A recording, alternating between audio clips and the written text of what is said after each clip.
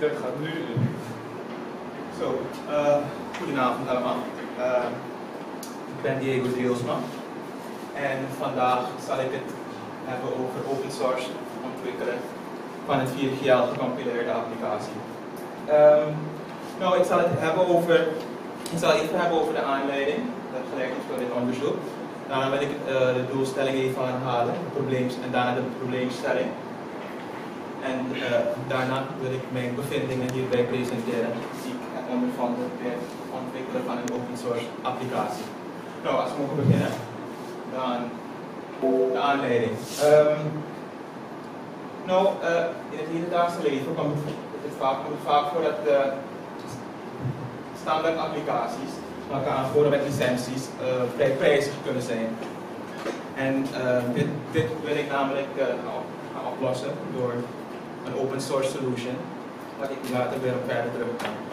En verder zijn er applicaties die zo laag mogelijk gehouden willen worden aan de hand van ontwikkeltools.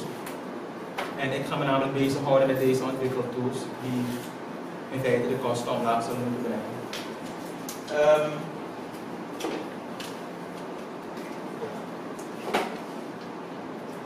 De doelstelling. De doelstelling van dit onderzoek was om informatie te vergaren, welke als softwareontwikkelaar nodig is om een open source applicatie te ontwikkelen binnen 4GL. En de probleemstelling die leidt als volgt van hoe kan op zo'n goedkoop mogelijke manier een gecompileerde 4GL applicatie ontwikkeld worden. Zoals ik eerder zei, ik ga kijken naar enkele tools. Maar alvorens ik naar de tools ga kijken, zijn er enkele begrippen die ik toch even zal moeten behandelen. En het is namelijk het 4GL. Wat houdt 4GL in? Als we gewoon kijken naar het 4GL, is een afkorting dat staat voor Fourth Generation Language. Dat is een programmeertaal. En in dit geval ga ik het specifiek hebben over I4GL, wat staat voor Informix 4GL, wat ontwikkeld is door IBM in de jaren 80. Vanaf nu zal ik het gewoon 4GL doen. 4GL-taal ter vergemakkelijking. 4GL, binnen de 4GL heb je enkele functies, rapporten en formulieren. En binnen de functies heb je namelijk gewoon SQL. Wat in dit geval staat voor Structured Query Language. Ik heb hierbij ook zo'n voorbeeld geplaatst van een functie. Ik zal niet altijd diep ingaan op de termen die hier staan, maar om het beeld te geven, ga je dan in zo'n functie, zo'n query hebben, dat neerkomt op zo'n SQL syntax, en dat zie je dan hier zo staan. Zo'n simpele select statement. En die wordt namelijk in een variabele gestopt en dan van daaruit ga je dan verder. Over de formulieren, daar kom ik nog later op terug. Ik ga het ook even apart hebben over wat een compiler is. Een compiler is niets namelijk dan een applicatie die source code, in dit geval 4GL source code, zoals wat je net zag, die functie, dat is dan 4GL source code, die je omzet in computertaal. En dat verloopt namelijk via dit pad, zoals je hier ziet. Je hebt namelijk de front-end, middle-end, back-end en daaruit voortvloeit de computertaal, in dit geval binary code. In de compiler front-end, daarbij wordt in de source code gekeken naar fouten en die worden dan geïdentificeerd. Bij middle-end gedeelte, daar zo wordt gekeken naar code die namelijk niet gebruikt wordt en dat wordt uitgesloten. In dit geval kan je dan denken bijvoorbeeld aan een functie, zoals je die net zag, die gedefinieerd is, maar niet wordt opgeroepen. Dat is dan code dat niet gebruikt wordt. En dan hebben we nog de backend, dat is dan daar gebeurt in feite de assembly, wat betekent van dat de hardware gekoppeld wordt aan variabelen die gedefinieerd zijn binnen de applicatie.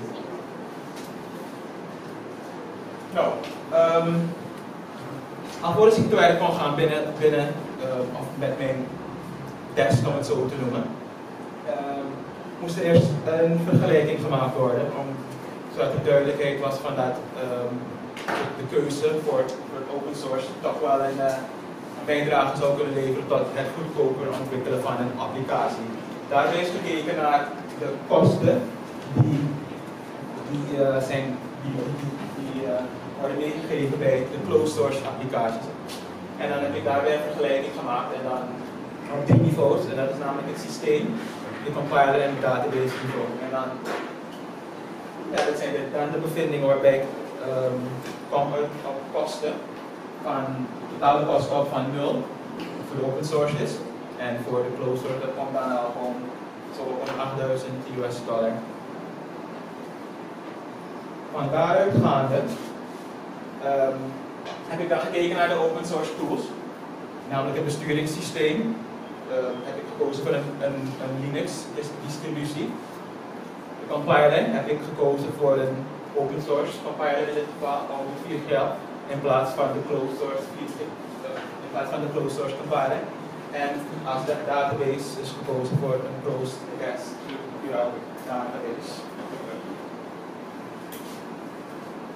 Nou, nu te werk gaan binnen mijn virtuele omgeving. Zo'n infrastructuur opgezet waarbij namelijk een server geïnstalleerd wordt met al die 3 systemen die je net zag. Het besturingssysteem, database en de compiler. En dan vanuit de server wordt dan zo'n verbinding gemaakt, een SSH-connectie met cliënten, en dan wordt er dan in feite op de database geprogrammeerd en ontwikkeld. Nou, voor de database heb ik dan gewoon een heel simpele database opgesteld. En in dit geval moet ik dan een soort van een case voorstellen van zo'n bestelapplicatie. En in dit geval heb ik dan zo 4 tabellen gemaakt, waarbij je namelijk een bestellingtabel hebt, een producttabel, een leverancier en een klanttabel.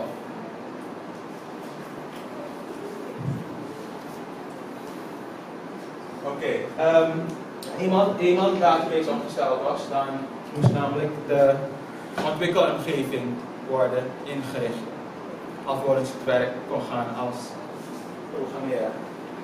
Hierbij is er dan gekozen voor een bepaalde structuur, waarbij je namelijk de applicatie centraal hebt, in dit geval is dan de bestelapplicatie. En dan heb je dan de folderstructuur, dus voor een folderstructuur gekozen, waarbij ik daar heb waar komt de gecompileerde applicatie. Die data, dat is gewoon een extra folder waarin ik namelijk de backups kan plaatsen van de database. We hebben namelijk een forms folder, daarin worden de formulieren geplaatst, die dan voor de applicatie nodig zijn. Je hebt de lib, dat zijn de libraries, in dit geval. Dan heb ik hier zo'n globals, de main en makefile. Ik zal daarop nog zo meteen op terugkomen. De modules, in dit geval zoals je ziet, de bestelmodules, en dan heb je dan ook nog klant, leverancier en product. Die komen 1 op 1 overeen met de tabelnaam. En nog een scripts folder om wat enkele scripts in te plaatsen. Nou, de manier van hoe de 4GL applicatie werkt is dat je namelijk vanuit de globals begint. En de globals is niets anders dan een file waarin algemene variabelen in gedefinieerd worden. En variabelen die steeds vaker terugkomen. Vanuit de globals dan begint hij bij de main. De main is in feite het begin van de applicatie. Zodra je hem opstart, het proces van het opstarten tot wat je als eerst ziet in je scherm, of op je scherm, dat wordt gedefinieerd in de main. En in de makefile, dat is het gedeelte wat nodig is voor de compiler. Daarin zitten namelijk de codes die je moet gebruiken om de compiler werking te krijgen. Ja, oké. En dan, zoals je hier ziet, de globals, zoals ik net al zei, die zien er zoals volgt uit. Dan heb je dan enkele variabelen die die komen 1 op 1 overeen met de tabelnamen. De main file, dat is dan een voorbeeld van de main file, waarbij zie je dan ook gewoon de definitie van de bestellen, klant, leverancier, producten. Er komt ook 1 op 1 terug met wat er in de database staat. En dan hebben we hier een formulier. Het formulier is hetgeen wat je ziet op je scherm. En uiteindelijk hier de meetval, wat ik zei, van het is specifiek bepaalde codes die veranderd worden. Kijk, in dit geval hier zo, 4GLC computation K, dat geldt voor 4GL source code en dat compiles en dat wordt gebruikt voor formulieren. En binnen de meetval kan je dan ook een bepaalde structuur plaatsen dat overeenkomt met de structuurvrije applicatie. Dat is namelijk ook om gewoon een overzicht te hebben. Van mag je namelijk uitbreiden, dat je dit allemaal gewoon doorgeeft of aangeeft hier in de meetval. Kun je naar je conclusies toewerken? Ja, het resultaat is zo'n applicatie die er zo uitziet. Eerst hier aan bestellen. En als we dan in onderhoud zouden gaan, dan zou je dan de andere drie tabellen aan de hoogte. Nou, als conclusie ben ik aan toegekomen van dat de open source tools sowieso goedkoper zijn dan de closed source tools. En verder ook nog van als er ontwikkeld wordt binnen een open source omgeving, dat gebruik zou gemaakt zou moeten worden van een bepaald raamwerk. En in dit geval is het raamwerk wat ik eerder gesteld heb. Dat was het. Bedankt voor jullie aandacht. Oké, applaus.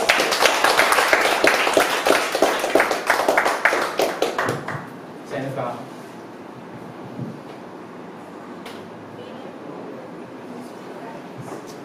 Vragen?